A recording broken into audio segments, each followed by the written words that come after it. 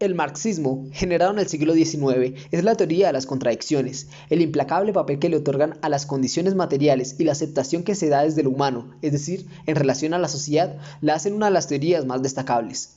Es en este periodo que surge una cuestión a debatir, y es el saber si es posible y aplicable una crítica del método dialéctico. No olvidemos, pues, que nos estamos ajustando a una crítica no de base empírica, sino fundamentada en una filosofía normativa. A esto se suman las opiniones críticas de tres de sus máximos exponentes, teniendo la literatura un papel directamente relacionado en cuanto a la sociedad se refiere, cuestiones que van desde las bases económicas hasta el papel histórico contextual de las mismas, esto es, Marx, Engels y Lenin en base a la crítica literaria. Nuestro primer protagonista es Karl Marx. Insertar himno de la Unión Soviética.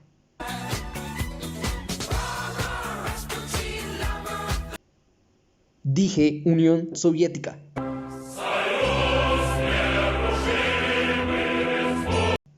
Ahora sí, primeramente se debe tener en cuenta que el marxismo no toma a los fenómenos como aislados, sino que los toma como parte de un todo, de una manera holística. A esto se suma otro postulado fundamental, es la primacía de la materia sobre el pensamiento, lo cual hará que Marx y Engels conciban a la dialéctica tanto en la naturaleza como en el pensamiento. Nos encontramos aquí al materialismo dialéctico, además que procura establecer leyes objetivas y necesarias que gobiernen al conjunto y la realidad. De este se deriva el materialismo histórico, que sigue las tesis del materialismo dialéctico, pero en la vida y en el desarrollo social. Cabe destacar las opiniones de Marx sobre la literatura. Primero, se encuentra el determinismo histórico, que este se basa en que si la obra refleja o no los desarrollos en la base económica. El segundo criterio es el de verosimilitud, que va en concordancia con el código literario de la época. Y por último, el criterio de preferencias personales, que son las obras maestras que pertenecen al canon literario de su época, como pueden ser las obras de Shakespeare. Una idea fundamental dentro de las concepciones marxistas sobre la cultura se basan en que el modelo de producción determina conjuntamente la superestructura social, es decir, lo político e intelectual, entre otros. La economía determinará cuestiones a nivel social que permearán directamente al arte, en este caso, la literatura. Esto es lo que se conoce como determinismo económico. Por lo tanto, si surgen cambios en la superestructura, le seguirán cambios en la base económica.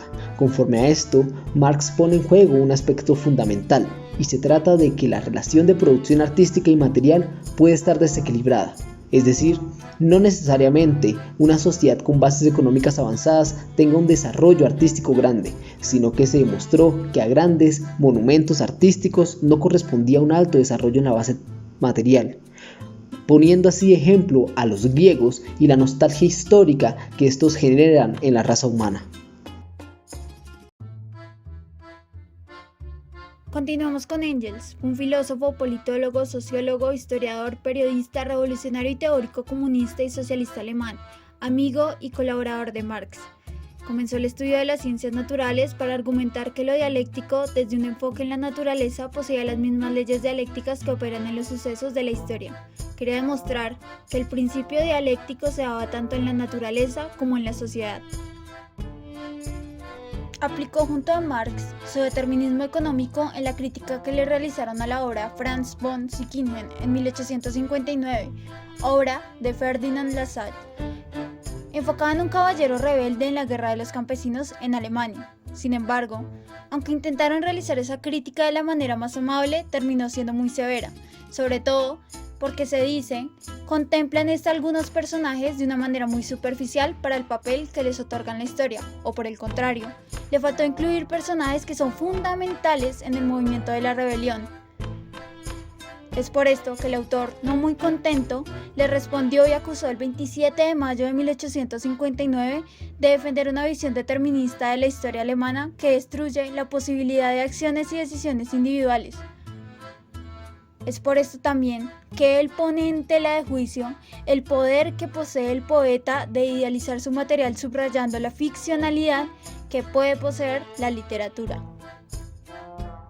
Engels señala dos puntos importantes en respuesta a otra carta, pero en esta ocasión a Mina Kautsky, en análisis a la novela Los viejos y los jóvenes en 1884.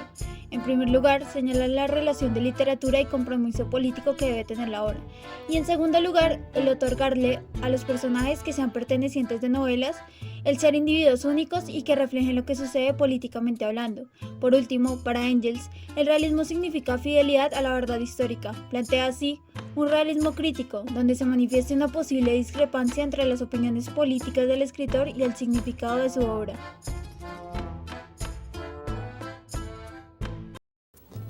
Finalizando con Lenin, luego de la Revolución Socialista, cuando ya se habían dado los cambios en la base económica, quedaron a la espera de que esto produjera una nueva cultura. Años después, llegaron a la conclusión de que el realismo socialista era la expresión de esta nueva cultura, y otros rechazaron la literatura anterior por considerarla burguesa. Sin embargo, esta mirada fue rápidamente descartada por algunos, y Lenin remarcó el principio de continuidad cultural y destacó: no es la invención de una nueva cultura, sino el desarrollo de los mejores ejemplos, tradiciones y resultados de las culturas existentes, siempre que se mantuviera una visión marxista del mundo.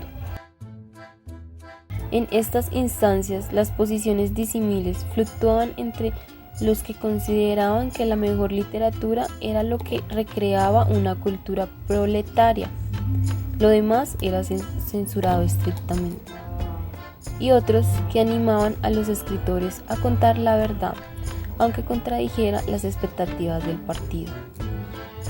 Para finalizar, el máximo exponente de la defensa de esto último es Trotsky, que considera que los métodos marxistas no son los mismos que los artísticos y por ende el dominio del arte es uno en los que el partido no puede dar órdenes. Por el contrario, el estalinismo reclamó el derecho de discutir sobre las obras literarias en términos ideológicos y por eso ha seguido hablando de literatura de la manera decimonónica, sosteniendo que forma y contenido son inseparables.